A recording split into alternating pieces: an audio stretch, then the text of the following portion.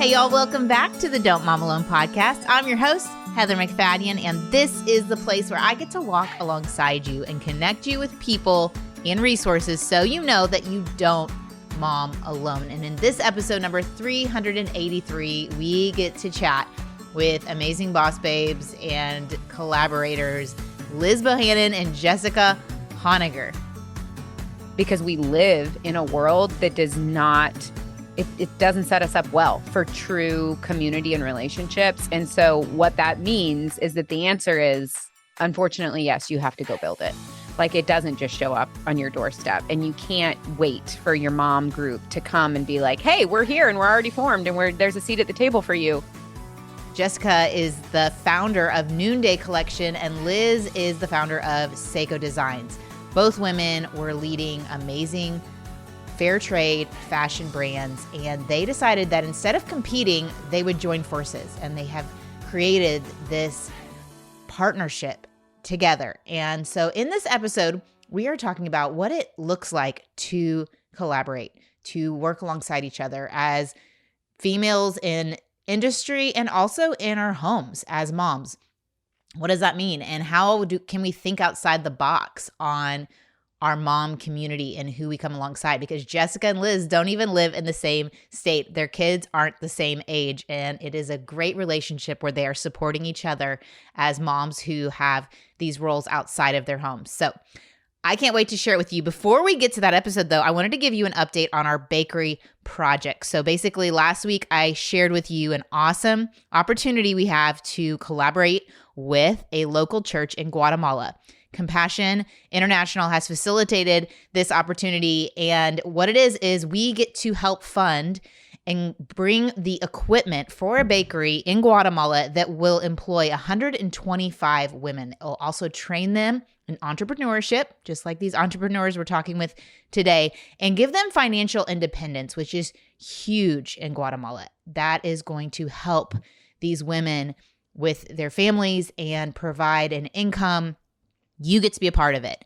We get to be moms who make a difference. And so far, we've already brought in money for a third of our goal, almost $4,000. We are trying to raise $12,400 to get this bakery off the ground. And so you can join us if you go to compassioncauses.com/DMA. You're going to pick income generation, then you'll pick make a difference, and then you will see the bakery project and you can give $5. Y'all, I'm not asking you to sacrifice your own budget to do this. If the amount of listeners who listen to this show gave $1, we would meet and over meet this goal. So I want you to know that it matters most to me that you're partnering with us, not the amount that you're giving. So I would love for you to feel like you are a part of something bigger than yourself and that we could collaborate on this project together. All right, let's get to my conversation with Liz and Sseko. Here we go. Liz, Sseko, welcome to the Don't Mom Alone podcast. Heather, it is so good to be here with you today. I mean, this is so fun. I'm just now realizing this thought has never occurred to me, but hearing you say both of our names at once, like, we definitely have those names where you can tell what era we were born in. Like, Liz and Sseko have a strong vibe. Like, you're talking to somebody in their 30s and 40s with Liz and Sseko, don't you? That's right. That's right. I kind of feel like Heather, not to put this on you, but I feel like Heather fits in that category. Liz, Sseko, and Heather. Heather, hello. legit, I don't meet anyone younger than 40. I'm straight up 77. Okay, y'all. I'm so old.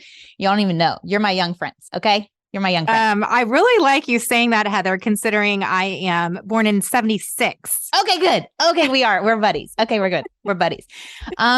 It's so fun to have 3 people, but I know for you listener, it can be a little tricky to be like, who's who? So we'll take a second. I'll have Sseko, you introduce your family real quick. And then Liz, you introduce your family real quick. And then we'll just keep filling your ears with sounds.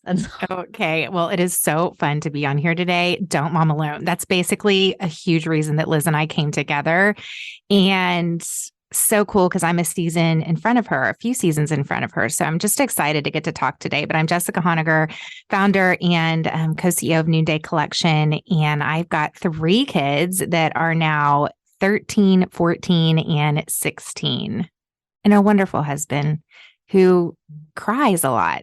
That's just a small detail, but it is so endearing to our family. I love crying. I know Buddy and Elf says smiling is his favorite, but crying is literally my favorite. I know I'm with two aggressive stance Enneagrammers. I am a 4, and so crying is amazing. Man, I am learning. I have to say, every now and then when I meet with my therapist midday, I always cry. I can't have an appointment with my therapist without crying. And I always it's like I metabolize whatever's happening. And I'm like so much better the rest of the day. And I'm like, I don't even know. I just think crying helps. It does. True. I have a stress reliever. It's good. Trying to cry more in front of my kids. Oh, I'm realizing that is something that I feel like I deprive them of actually a little bit. Is like not modeling out that that's a thing that adults do and how to handle it. And not on purpose. I don't like hide my tears from them, but I just like when I'm in front of my kids, I'm not typically in a space where I'm in touch with that more tender part of myself. So I actually do have a goal of crying more. Do you just pinch yourself more? Like, how do you make, what's your tear hacker? Onion. Hack? Yeah. No, I think if I like when I'm intentional and I think about it, there are times where I do want to cry and I hold it back because I'm like, oh, but I'm with my kids and I'm trying to distract myself or put a positive spin on something. And just being like, I want my kids to have a model that it's like super healthy to be in touch with that part of yourself. I just cried with my kids last night. Oh. Reading something. It was just a huge God moment. I sent this to Liz. Well, I was just having a hard day. You know how you can have some of those hard days and really just needing to believe that God is faithful and experiencing that in an embodied way. And I received a random text at it was around 5. And so my family was home and it was this song called Seasons, but it was all about God's faithfulness. And it even talks about from seed to sequoia. And I had just given a keynote last weekend all about how we are a sequoia grove and our roots are growing wide and, sequoias grow through fires. She had no idea. And so I received it. And then I read the verses out loud to my kids. And of course, my husband cries because he just cries literally almost on a daily basis. And so he's crying and I don't think my kids cried, but anyway, it's powerful. It's powerful to humanize ourselves for our children. Yeah. Okay, Liz, tell us about your kids. Tell us about your story. Introduce yourself. Well, I was kind of for a moment thinking about for your listeners' sake, maybe I should like speak in an English accent. So when I moved to Texas, that was what I was going to do. I was going to have a British accent. I was like, we'd moved every year for 5 years. And I was like, this time I'm going to be British. Yes. That would have been bad because we've been here 18 years. That would be hard to keep up. Really would have gotten yourself. You really would have backed yourself into that corner. When I was in 8th grade, I did not play soccer historically, like as a child. And I just thought it would be funny to go out and try out for the soccer team. And there was a new coach and he was like completely unassociated with our school. And so I definitely tried out as the new exchange student from London. And then I made the team unexpectedly, which says more about the quality of the team than it does my athletic ability. So then for the whole season, and the whole team was in on it. From the whole season, I was Elizabeth Ashley, who had just arrived from London. You have a great accent. Oh, yes. You must use it the entire show. No. Okay, Liz, your kids. Tell us. Liz Bohannon. I have 3 boys under the age of 6. So I've got a 6-year-old, a 4-year-old, and an almost 1.5-year-old. So I am in the thick of the littles season. And I am married to also an amazing partner who cries semi-easily, but not even close to Joe. Like Joe definitely beats Ben is my partner's name. And we live in Portland, Oregon. Oh. And you are the founder of... Yes. So I am the founder of a company called Sseko Designs, a sustainable social selling fashion brand. And very recently, Jess and I have decided to go at it together. And so Sseko and Noonday have merged under the Noonday Collection brand, and we are running fast and hard together. And it is so fun. It's so fun. Talk about not momming alone. Yeah, don't mom alone.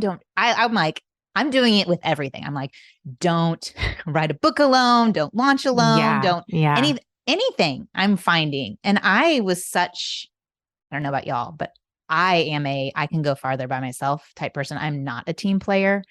I did not like team sports. I am like not that person.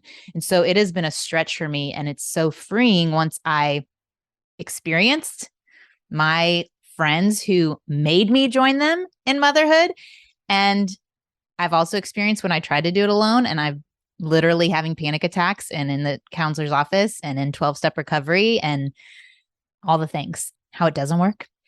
So I want to know what kind of started this idea to collaborate. And it seems like you're creating a new path. Like this has maybe not been done in this space before. I don't think so. Like nope. Entrepreneurs on top of entrepreneurs. I mean, we're doing it. And I have to read this Adam Grant quote though, really quick, because it just was so good. It says, people are happier to help than we expect. Data. We overestimate how inconvenienced they'll feel and underestimate how valued they'll feel. Asking isn't always a burden. It's often an opportunity to help others feel capable and useful. Seeking help is an expression of trust. And I think the reason that we do things alone is because of the story that women especially tell ourselves. We're going to be a burden, or like it means weakness that we can't get this done or whatever. And I think those are the limiting beliefs that hold us back from experiencing the beauty and the depth of partnership. And having Liz is such a gift, and we are having so much fun together, and we really are sharing motherhood. I mean, there was a meeting last Monday night where I just said, oh my gosh, my daughter's got a volleyball game. We're calling each other our stunt doubles, even though she's 10 years younger. Time to get my Botox. But the bigger this gets, the more stretch, there's less wrinkles. Okay. That's right. Just eat another sandwich. That's it. Yeah. But Liz and I have been running side by side for many years and kind of giving each other high fives along the way. And back in the spring, there was just, this has been a tough environment to sustain a retail business in the social impact space. And so many of our partners are going through far worse situations than us and really wanting to show up for them in a big way. And I just reached out to Liz and said, hey, I think it's time to collaborate. She had mentioned a couple years ago, we'd been on a call and she's like, we should think about what it would look like to combine forces. So that is really what started the conversation. We didn't know exactly how it would end, but it just started making more and more sense for Sseko to merge under Noonday. And now she is our chief growth officer and business partner. And it's just been a beautiful, beautiful partnership. I think it's especially unique in our business. So we're a social selling company. So the primary way that we drive revenue and impact is that our products are sold through a network of mainly women, almost exclusively women. You can be a man, but who share the story and style their friends and earn an income. And our businesses can tend to be pretty founder centric. The founder's personality, their vision it's a big part of the business. It's very different than like a D2C business that it's like maybe a founder started it, but then handed it off and the customer probably wouldn't ever really know that, right? Whereas the nature of our industry is that it can be pretty founder centric. And so it's been really fun. And also like, I feel so proud of us that we've been able to share that together, even though so much of our personalities and our values really get infused into the business. The risk of sharing that is just a lot higher than it is in a traditional business.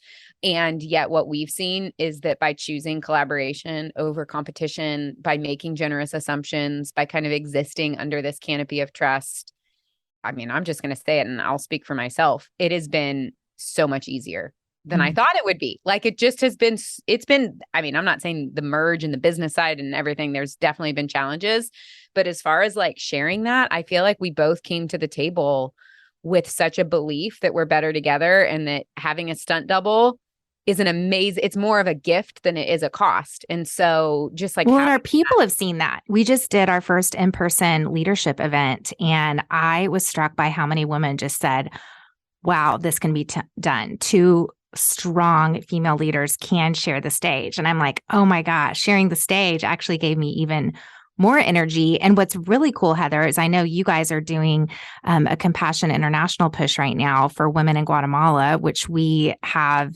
such a rich relationship with women in Guatemala specifically. And we are creating jobs, so many jobs, specifically for women in Guatemala to be able to work from home. So women are making their bead makers or weavers. And what they do is they come and they get their materials, and then they're able to go home, work from home with their kids running around, and actually earn an income that really largely supports their family. But in this coming together, we got to bring together our Ugandan partners. So Noonday Collections started with our first partner was in Uganda with a woman named Jalia. And Liz's, their partnership in Uganda was founded by a woman named Aggie. And because Liz and I are coming together, we've brought Aggie and Jalia together, and they're now meeting together and acting as business mentors for one another. And their passion is to create opportunity for girls and women in Uganda. So it really is this global connection of choosing collaboration over competition and really just running far from that scarcity mentality that there's just not enough at the table. Instead, we're just building a bigger table. And it really, I think, we're walking the talk. We're in the arena. We're actually doing it. I think Liz and I for a long time have talked about this. We both write about this in our books about just really collaboration as being a spirit that really drives us, a strong value of ours. But actually to get in the arena and say, we're going to actually do this has been really powerful. And, the speed of trust has been incredible. And I think that's because we've done a lot of the work before this to let go of some of those limiting beliefs around scarcity and competition. And so it's enabled us to just it's kind of like we were running, and then we looked to our side. And we're like, hey, let's grab hands and let's run and let's go. And that's really what it feels like.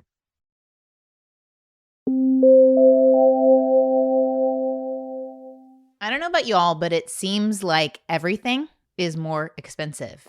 One place that has been helping me save money on feeding my 4 boys, who really, really love eating, is Thrive Market. They also make it really simple for me to hold on to my values when it comes to eating without all the extra chemicals and junk that I don't really want to bring into our home. And I try my best. We still, we have our occasional junk food, but Thrive Market, I have loved shopping with them because I can get high quality and affordable grocery items in one place, things that are almost impossible to find sometimes. But Thrive Market makes it less stressful, and I get everything I need. So you are going to go on there and you're going to save up to 30% off the best organic groceries. I have found products like my favorite keto chips. I'm a big fan of the Thrive Market chips. I'm kind of a chips and salsa fanatic, and they had a bundle that was 2 bags of chips, 2 jars of salsa, and it was 50% off. And so that even feeds me and my little snack needs. I also have loved some of their cleaning products that are hard to find. Things like Molly Suds, their oxygen whitener. It's a different version of a whitener that I can use on my boys' clothes. It's also easy to find if you want low sugar or keto or gluten-free, zero waste. Anything you want to find, they have a search option that make it super, super fun. And with Thrive Market's fast and free carbon neutral shipping, you're also saving a lot of time otherwise spent in grocery lines and parking lots. Best of all, when you join Thrive Market, you are joining a community of 1 million members and sponsoring a family in need. Get convenient, high-quality, affordable groceries delivered with Thrive Market. Join Thrive Market today and get a free $60 gift. That's Thrive, THRIVE, market.com/DMA to get a free $60 gift. That's thrivemarket.com/DMA.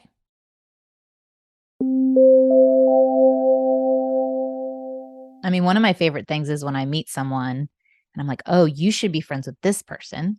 because together y'all would connect and could support each other in a unique way, whether it's a hard thing you've both been through, whether it's a hard thing you're going through right now, whether it's a strength you both have that could support one another. It's so cool to see the exponential impact that can happen when we do collaborate. But I'm curious, did either of you have, I mean, you talked about those limiting beliefs, you talked about the scarcity and just that, like, I don't want to look weak. I don't want to look like did it feel like in your business journey at all? And this is going to be maybe an honest question, but like that you're like, this is maybe a mistake. This is a risk not worth taking. With the merge specifically? Mm-hmm. Here's the thing. I love vulnerability and I love sharing good, juicy, hard things. So maybe I'm like tempted to let Jess go first. I can say for me specifically in this, no, I have felt like there's just been it has been hard. Like this has been easily the hardest 6 months probably of my entire life. And just what with like details, like with paperwork kind of details. Yes. I mean, literally just kind of the nuts and bolts of getting the deal done. Huge implications for, I mean, change management. It's like we are navigating probably like close to 2,000 people. It wasn't just a decision that Jess and I got to make and just be like, oh, we trust each other. This is going to be great. We had to do that. And then we had to shepherd 2,000 other people, whether that's, suppliers, stakeholders, our field, our HQ teams. I honestly feel like I got a master's degree in change management and transition therapy. I think both Jess and I have felt like the last 4 months of our professional lives have been like kind of group counselors, therapists in a way, while also doing something that for us is really challenging. So it's been hard, like when you're showing up to care for other people and you're going, this is very hard, but like, I don't even have time or space for it to be hard for me because I know it's hard for you. So I'm not saying that it's been roses and sunshine. I feel like I didn't wake up with cold sweats in like the middle of the night and, be like, oh my gosh, what am I doing? This is a terrible idea. And I will say it sounds super, super woohoo.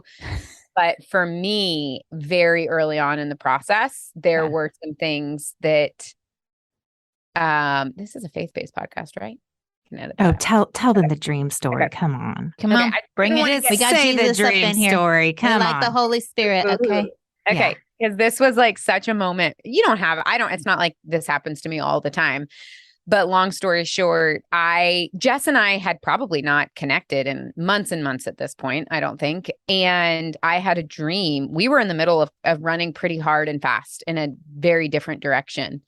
And I had a dream one night, this super crystal clear dream that we were at a conference and I saw Jess across the room and I walked up to her and I was like, hey, it's time. Like, it's time that we do this together. And I woke up, was like, so floored by, because my dreams are usually like pretty trippy and, not like that literal. And I like woke up, I told my husband, I told my business partner, I was like, I had this crazy dream about Jessica and Noonday last night. Literally the next day at around noon, I was downstairs eating lunch and my little text went off and I looked at it and it was Jess. And literally the text was like, hey, I think it's time that we have the conversation about going together. And I've told this story and I still get goosebumps when I tell it. But those are the moments where it's like that removed all doubt for me. I'm crying right now. I'm crying right now hearing it again, just because it doesn't mean it hasn't been so hard, to Liz's point. But there is something so beautiful when you have that marker of faith that you can always go back to. And faith it makes hard a little bit less hard, Yeah. And I think that's what we've been able to hold on to, is just really believing that this was the right thing. So, last weekend we gathered our leaders together and we're leading them through this transition. For former Sseko fellows, they are leaving behind sort of their identity and their community as this Sseko fellow and becoming Noonday Collection ambassadors. And Noonday Collection ambassadors now have several hundred women where we're building a new culture together. And that was dawning on them last weekend. They're kind of going, oh, this is really different. Like, we are building something brand new together. And we did hire a transitions coach where we named out loud in small groups, what are your losses? What's been your loss of attachment, identity, turf, purpose, structure. And that's really vulnerable to let people hold those spaces of pain. I mean, not for you. You're an Enneagram 4. So you are just like, oh my God, you grieved. So nice. Fun. You grieved. I love conference. Yes.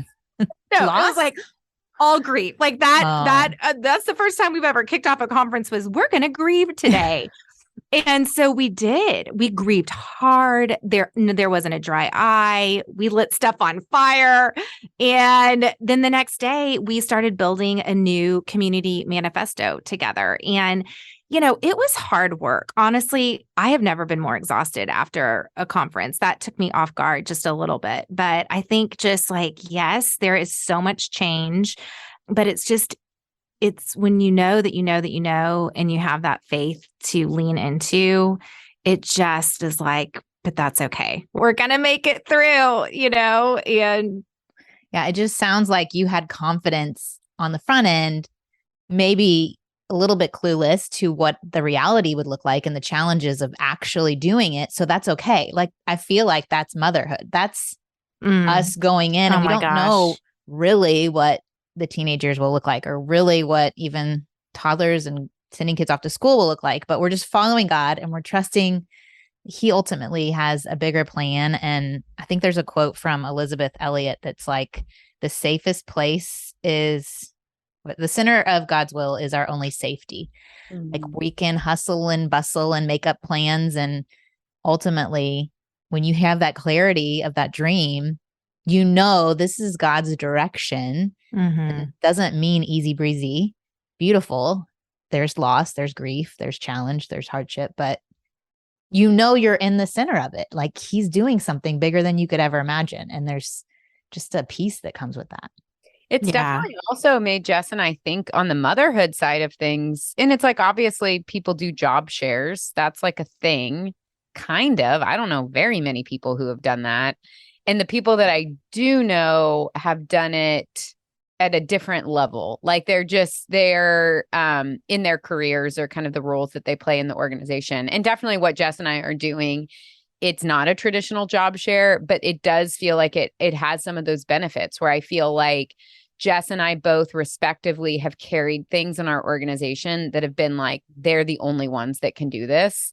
And that is awesome. And it's also really hard. And those are the things that feel like when they're butting up against what you need or what your family needs, where you can really feel like you're backed into a corner where it's like, I have to let somebody down. I'm either letting my family down or I'm letting my organization down.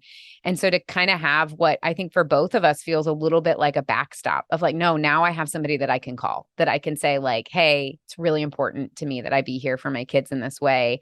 And knowing that you're not sacrificing, the organization is not suffering because of that. Because there is just like, that there's partnership and that we're able to share in some of those things together. I think for both of us in different seasons of parenting have been such a gift, because the reasons that we need to be available to our kids are just really different right now because we're in different stages of parenting. So that's just been like, it's been a really, really sweet part of the gig for both of us, I think. Yeah. Well, and it's nice in a way that you're in different stages, because oftentimes I feel like where I see the competition in moms is ones in similar stages where it's like, they got into this college. What college did your kid get into? Or they made this select team, and you're in the exact same community vying for similar positions and getting your gold stars in different ways, like in similar ways. That causes the competition, instead of y'all can be open and be like, this was hard. They threw a tantrum here. And you're in the teen years and you're like, yeah, they threw a different tantrum about Liz has gotten an earful. I've scared her to death of what's coming. He kind of has. I am like low key pretty anxious, but I also I remember this day, this was even before we had made the merger official, but I was in town and we were working on it and we were just having a conversation, had nothing to do with work. It was all about motherhood and parenting. And I remember, Jess, you going, I just had no idea. I had no idea. No one told me. I didn't have anybody preparing me that this was going to be something that my kids were going to walk through. And I just wish I would have known. And then you looking at me, Jess, and you said, you were like, you're not going to be alone because you have me. And I just remember that was like such a tender moment of you going like, I felt really alone and I'm not going to let you be alone. And have you gone a little bit overboard of making sure I know what's coming my way? Maybe, arguably, yes. But I would rather be an information overload, absolutely, than like, in the dark. And I think that that's something, I actually just read, it was this morning or last night, Jen Hatmaker posted on her Instagram. I read that. About the loneliness of when you're struggling as a parent, because there's so many things that we feel like we can take to our communities or take to the internet and get, people saying me too and reaching out. And with our kids, there is, I think rightfully so, this like, especially as I even feel more freedom with my kids at the age that they are, but I know that there will come a day when I don't feel freedom to share their stories because it's them and it's their lives and it's their stories and journeys. And so I don't think that it's wrong that we're protecting. I think it's right. And one of the really hard outcomes of that is that I think unless you've cultivated real, meaningful, vulnerable offline community, what ends up happening is you're feeling super alone and really like, because no one's talking about it, maybe for good reason, but also it makes you feel more broken, more left behind, more afraid of judgment because you're not seeing these conversations happen like so openly in public. And so I think, it just kind of lit a fire in me to make sure that I continue in my own community to cultivate that, especially as our kids start to get to an age where I could see right now, it's just like, I just feel like there's not as much shame. Like my 4-year-old's being a little, I'm not going to say it's a boy, right? David Thomas, he meets with more parents of 4-year-old boys and 14-year-old boys because of the testosterone surge. Really? I listened to it might have been his. I listened to a podcast that was a therapist that said the amount of parents of 4-year-old boys that come into their office and go, but is he a sociopath? Like he will be in prison. I'm sure there's so much aggression. No way. There's no impulse control. All the things that you associate with testosterone. Yeah.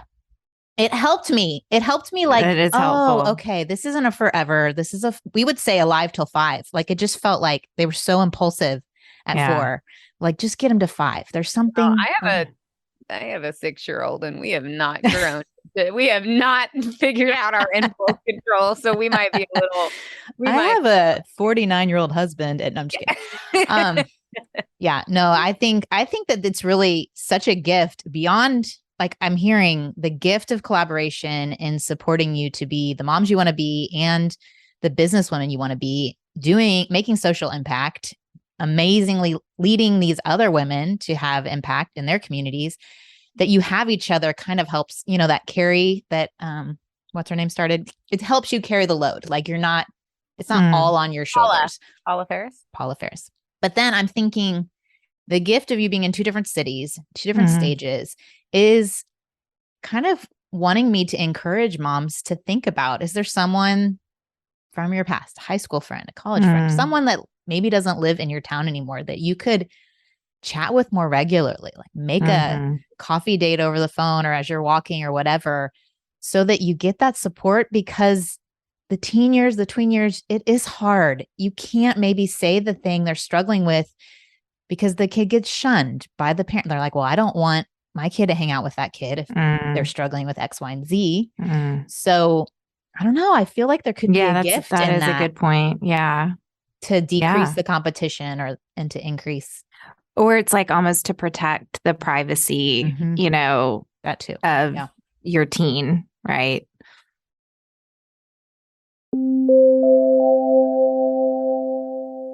I'm also a big fan of amazing beauty products that are clean, that work, and that are better for the world, that are helping out organizations that help communities thrive. And Thrive Cosmetics is that for me.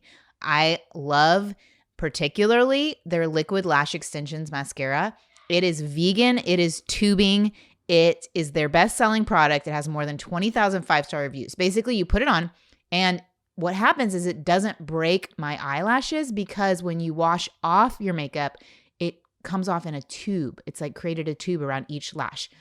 So they lengthen from the root to the tip, and I'm not having to damage my eyes with lash extensions. It's nourishing ingredients. I find that I am looking so much better with this mascara. I'm also loving their Brilliant Eye brightener. It's like a cream to powder highlighter stick. It brightens and opens my eyes, if you've noticed on my Instagram stories. A little eye lift for my weary eyes. I just put it in the inner corner of my eyes, and it looks like I've had lots of sleep, which I haven't. Okay, I have 4 boys. You can also use there as an eyeshadow for a daytime glow. So many cool options. I have 3 shades, and I've kind of been using them in combination. It's kind of fun, something new. So if you want to check it out and you want to help other organizations, because for every product purchased, Thrive Cosmetics donates to help communities thrive. They have over 300 giving partners across the country supporting numerous causes. So now is a great time to try Thrive Cosmetics for yourself. And right now you can get 15% off your first order when you visit thrivecosmetics.com/DMA. That's Thrive Cosmetics, CAUSE, Medics, METICS.com/DMA to get 15% off your first order. If you've been around the podcast a while, then you have seen me share about Animo. It is a biblically based trading card game. It was created by a dad. He and his wife noticed how their kids would study trading cards, memorizing them, imitating them, carrying them around, sharing them with others, collecting as many as they could, and they thought, that's what we want them to do with God's word. They wanted something more worthy of their time and brain space. So they created some cards, gave it to them for Christmas in 2016. The response from them and others was more than they expected. And so in 2018, they released Animo to the public. Now, what's awesome is with Animo, each character on the card represents a virtue or a sin and is accompanied by a Bible verse that either helps them live out the virtue or overcome the sin. There's a couple games they can play. One's a trading card style game for ages 7 and up, 2 to 4 players. The other is a simple draw and swap game the whole family can play around the table, ages 4 and up. They also have a monthly Bible verse challenge, and if you participate, you get a free hologram version of a card of the month in the mail. They have lots of expansion packs from their starter deck, which is a good place to start for younger players, that has simple concepts, simple gameplay, and verses from all over the Bible. They have cross trainers, which is focusing on the early church, and verses from Paul's writing. Red Letter Day, which highlights the words of Jesus. Fearless, which is a new expansion pack that focuses on how to stand it firm and live without fear. That one is currently in production, but they will have pre-orders open by the time you are hearing this. And the last day to get the discounts is today, October 17th, but you can still pre-order after that. They're hoping that your child will carry these cards with them, hide them in the heart, and share them with others because the art and the characters aren't cheesy. They're engaging. It's a great way to share God's word. They believe that God's word is a gift, and I agree, and it should be enjoyed. If you want to go check it out, go to animocards.com. Use the code DMA20. You'll get 20% off your first order for products currently in stock. It doesn't work for apparel or the pre-orders because they already have a discount. Go to animocards.com. Use that code DMA20. You'll get 20% off your first order.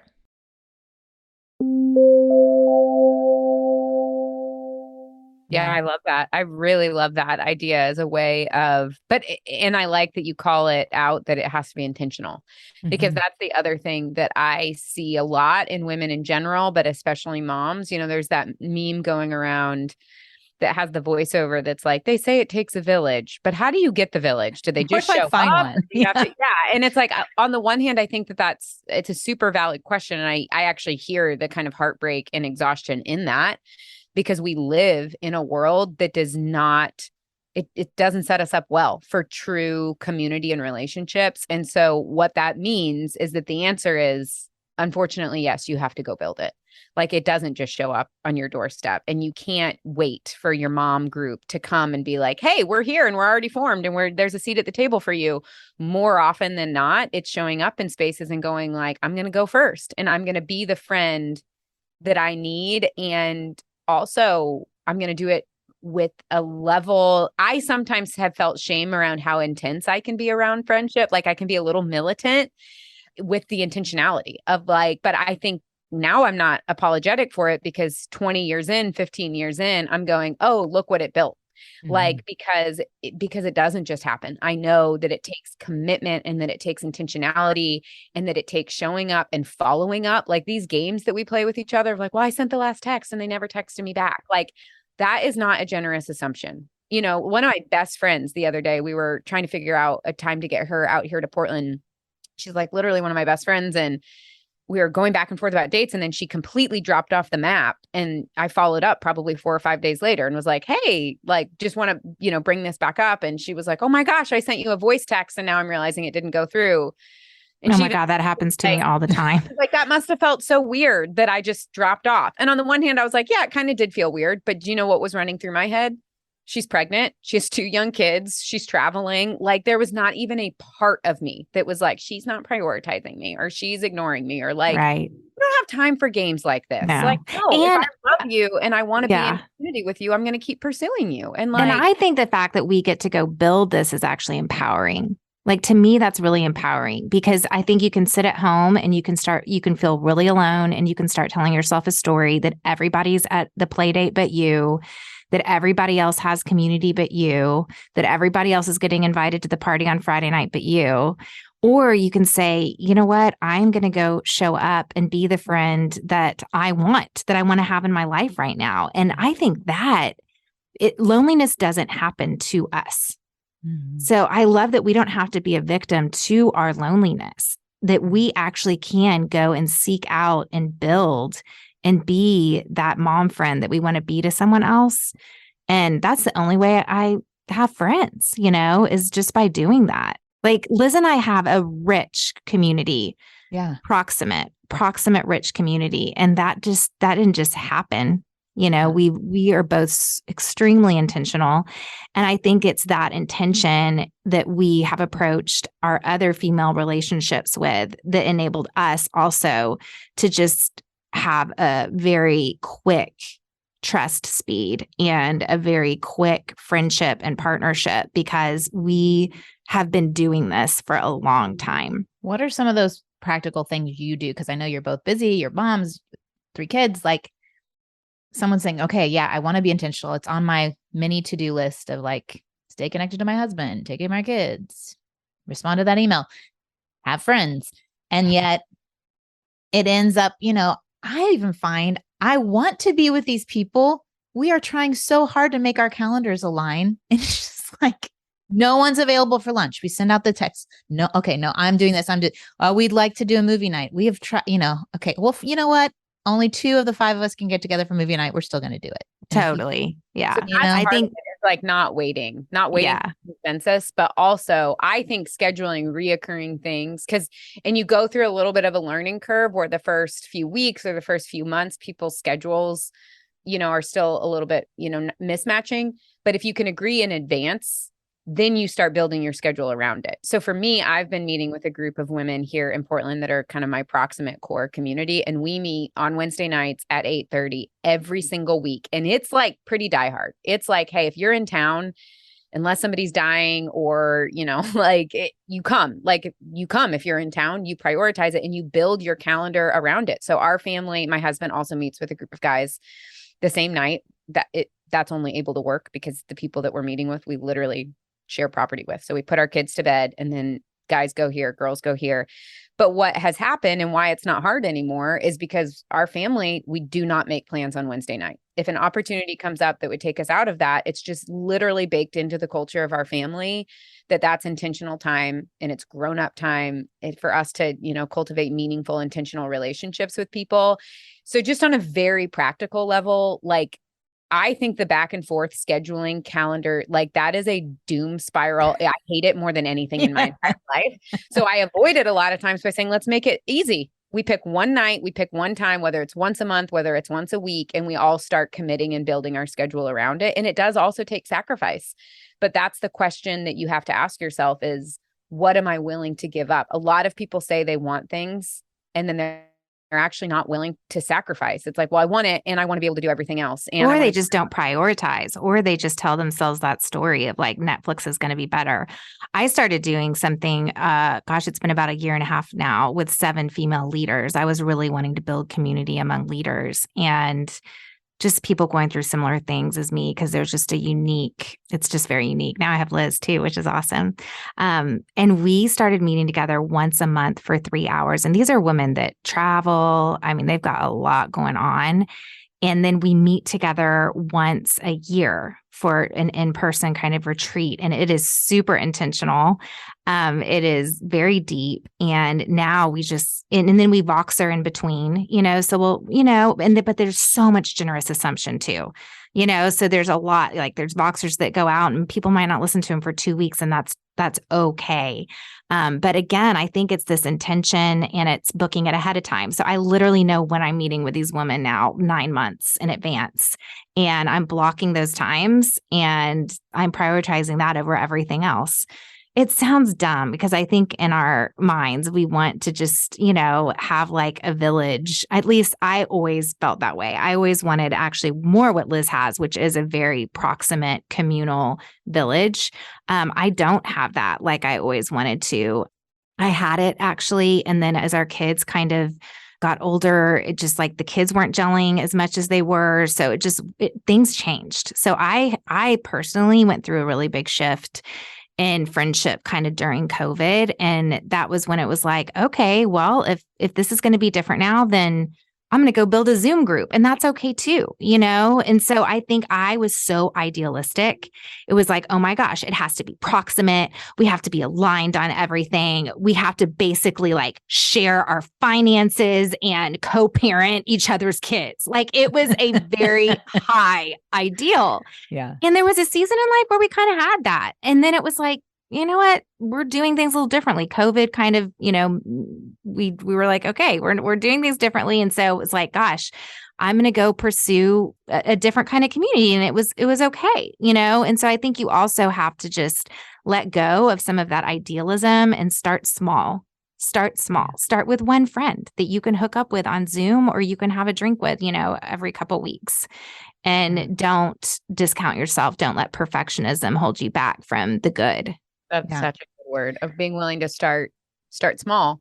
Yeah. And I also would add, we have got to stop the mom martyring. I'm like a part of a couple of Facebook groups that I joined when I was a new mom, for literally like, my baby has a rash and the doctor's office is closed, but it's become this very interesting space that I primarily just like observe. And there are so many women, this kind of notion of, I don't have friends and I'm lonely. And there is this twinge, this kind of subtext of like, almost like bragging, like women who are just like, I haven't had a night out in a year and a half. And I don't mean to sound not compassionate or not empathetic, but also I'm going like, oh, and no wonder you're super isolated. You're really alone. Like you hate your life. You resent your husband. You are like, you have literally built a life of isolation, and you're doing it in a way that I feel like it's kind of like mommy martyr Olympics, where it's like, I'm such a good, selfless, I sacrifice everything for my family. I'm low key miserable. And I just feel like we have to do better than that. And we have to celebrate women prioritizing themselves, prioritizing their relationships. And I say, I've been practicing this since I became a mom, and it still is hard. Like still when I'm getting on the plane to go to my weekend retreat, to Jess's point, we plan the next retreat. We try to do it at the existing retreat. So it's like, I have a place booked in Joshua Tree for us next April. That's where I just was 2 weeks ago. That's awesome. And it's so amazing. Very excited about it. But it's like, get your bandanas, ladies. Get your hats. Come on. To work around it. But even then I feel guilty that it's like, even on social media, of me being like, look, I'm jetting off. I'm leaving my kids behind to go like on this girls' weekend retreat, because I still am buying into the lie that I'm not a good mom because I'm leaving my kids and I'm like going off to have girl time. When I know the intellectual belief that I hold deep is that this actually makes me a way better mom and a way better partner and wife. And like my husband just went on a 4-day fishing trip with his dad. And that's a big burden on me for 4 days in the midst of some, wild stuff, to like be solo parenting while my husband's like, taking a luxury time away. And I am just so, I sent him a text message on Thursday when he left being like, thank you for going. Thank you for prioritizing adventure and for this relationship with your dad. And like, because I know that makes you a better partner, a better dad, a better family member. You're going to come home feeling refreshed. And we have to fight for that in one another, whether it's our partners or with other moms, and going like, I'm done with the mommy suffering Olympics. Like, how much you're suffering is not a mark of how great you are. When we're saying collaboration over competition, like the competition of who's the better mom by who's the more sacrificial, it sounds like that's the competition you're talking about. Like, Yes. Who's more miserable, who's winning the miserable mom Olympics. And I went to a MOPS group and the mom started, she's like, I'm always teaching my kids not to grumble. And I realize I need to work on grumbling. And my thing is, don't just decide I'm going to stop grumbling.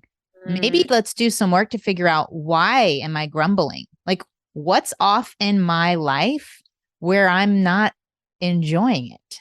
And I'm not in, like, let's do some work to diagnose this symptom instead of just saying I'm going to stop the symptom. Because I think grumbling, complaining, depression, exhaustion, these are all symptoms of some deeper issue going on. And just saying I'm going to stop doing it because that makes me feel bad, or I'm going to keep doing it because that makes me feel like I'm winning the miserable mom Olympics. I just don't think that's the life abundant that God wants for us.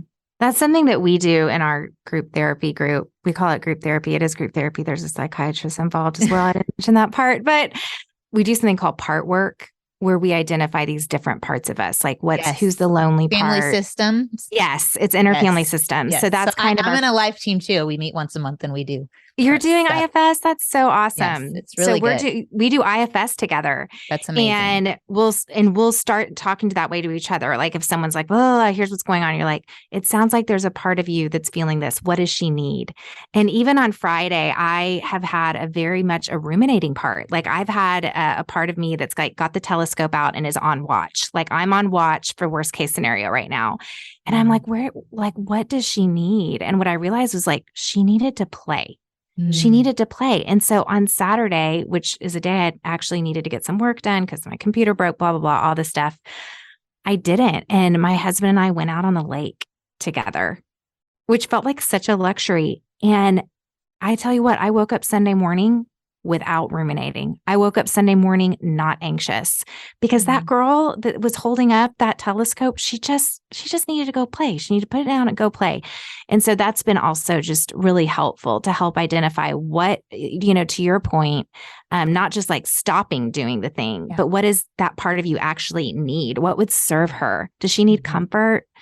Does she need like someone to just sit with her and say, I'm not worried about you. It's going to be okay.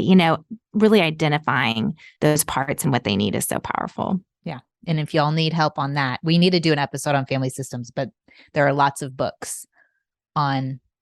Allison Cook is amazing. I don't know if you've had her on your show yet. Parents on. Is that random? I had her, but I haven't had her on. Oh, you should have her on. She's like an IFS guru, and she just came out with a new book too. Then we'll do that. We're going to do that. And I think when we do see women who are thriving, we celebrate them. Like our temptation, I think, is to cut. There's this in Australia, they call it tall poppy syndrome, that there just is this instinct that it's like, oh, when someone is doing well, I want to kind of cut them down, or I'm so jealous that I can't celebrate with them. And I think the anecdote, one, I don't think jealousy is bad. I have really reframed in myself. One of the most powerful things that I have done on a mental level, probably over the last year, is seeing my jealousy as like such a gift. And instead of, because I grew up feeling like jealousy is a sin.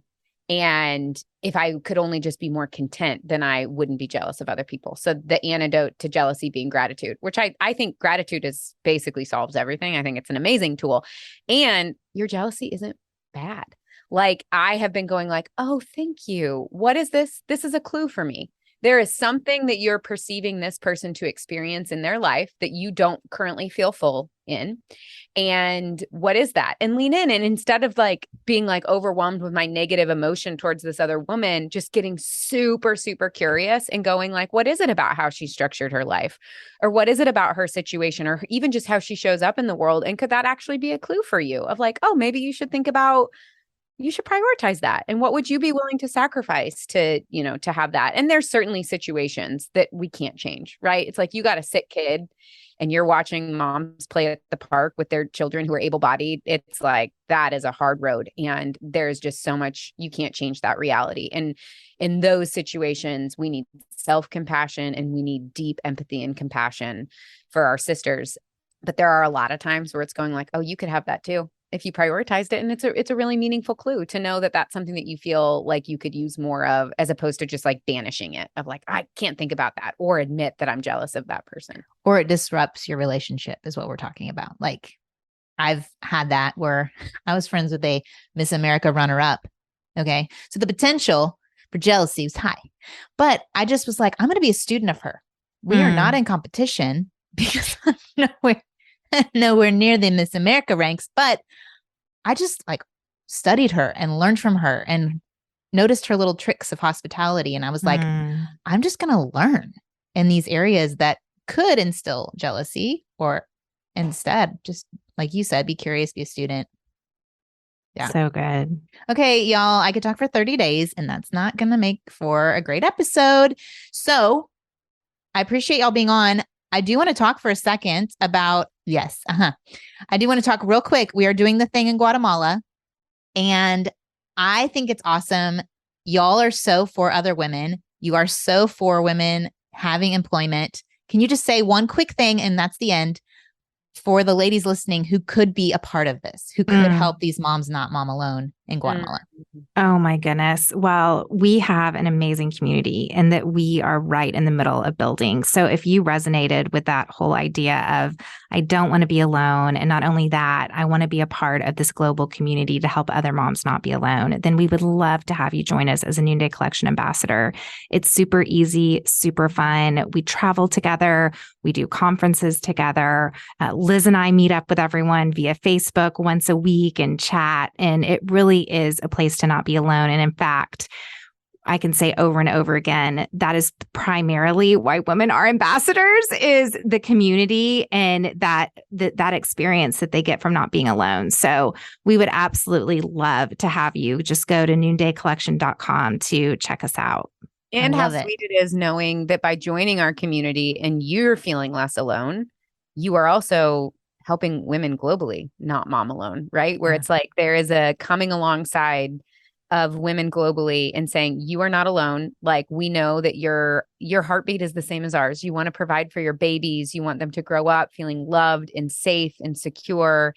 And given the circumstances that you're in, that could be seemingly impossible and not on our watch. Like, our community and our sense of connectedness, it will result in a truly like global safety net that we are creating for moms across the globe. And the more we feel connected and filled up and energized, the more good that we can do in the world together. And it's no small thing. Like, a lot of moms feel like they aren't a part of what's going on in the world. And this is a way you can be from your own home, wherever you live. So thanks y'all for joining me and for modeling this well, and just hope all good things, just all the good things I'm throwing your way. Yes. Yes. All right. Have a good one. Okay. I have more exciting things for y'all to be a part of. After I got off the interview, Liz and I actually stayed on for another hour, and the team at Noonday reached out to me and they said, we would love to do even more for your people. So if you were really interested in becoming a Noonday ambassador, if you go to noondaycollection.com/become-and-ambassador and you go and sign up, there's going to be a drop-down menu for how you got connected, and you should select Don't Mom Alone. It's just $1 to sign up for a digital starter collection in October. When you sign up, you are also going to get a free necklace, a heart-to-heart necklace, which I love, which is like that collaboration concept. And we are going to do a virtual happy hour with Liz and Jessica and me. You will get to chat with us and join in the conversation like you just heard, how we can take a million rabbit trails and talk about all the things. It's going to be such a blast. It'll happen sometime in the remaining part of this year, but we won't know to invite you unless you select Don't Mom Alone as your connecting point. So go to noondaycollection.com/become-and ambassador. When I say dash, I mean like the straight little line between the words. You know what I'm saying? The link is in the show notes too. Okay. I'm so pumped. I'm so excited. But I'm going to pray over us. Lord, I thank you that you made us all so unique and that we're in different seasons, different stages, but we have an opportunity to work alongside each other, to be creating together and not seeing each other as competition, to see that there's a bigger task at hand. There's kingdom work to be done. And I'm so thankful for how Liz and Jessica have modeled this. I pray, Lord, that you would reveal in our hearts what's holding us back from that small move towards community. What is it that we're believing about ourselves? What is it that we're believing it has to look like? What wounds are we carrying from past community hurts? And what's keeping us from working alongside other people? I pray, Lord, that you would reveal all that to us individually and move us towards others and less isolation, God. I pray that you would encourage the mom who's listening, whether she is working outside the home full time, working from home full time, balancing lots of different roles and responsibilities, that you would be her help and that she would lean on others and recognize that there's a lie, the scarcity lie, and a lie that she's a burden. I pray, Lord, that we would just lean in on your truth. In Jesus' name, amen. Okay, I know this episode's so long. Thank you for sticking with it. And I will see you back here next week for a super special episode that I've been working really hard on. It has 6 different interviews in it, and it is with cast from the Chosen series. Super pumped. Can't wait to share it with you. Meet you back here next week. Adios. I hope you enjoyed this episode of the Don't Mom Alone podcast. If you're wanting to connect with more people and more resources to help remind you that you're not alone, head over to don'tmomalone.com. That's where you'll also find show notes with any links mentioned by our guests. Most importantly, I want you to know the good news, the great news that you're not alone because God has promised to always be with you. With faith in Jesus Christ, the one who died for you and rose again, Jesus said when he left, he was going to leave a helper, a comforter, to be with us. God in us. Moms, that's superpower. So while you're washing dishes at your kitchen sink, while you're driving to and from work, while you're feeding that baby late into the night, while you're cleaning sticky floors, God promises to be just as present with you as when you're worshiping in a church pew. As it says in Zephaniah 3:17, the Lord your God is with you. He is mighty to save. He takes great delight in you. He will quiet you with his love, and he will rejoice over you with singing. Now that's good news. Have a great day.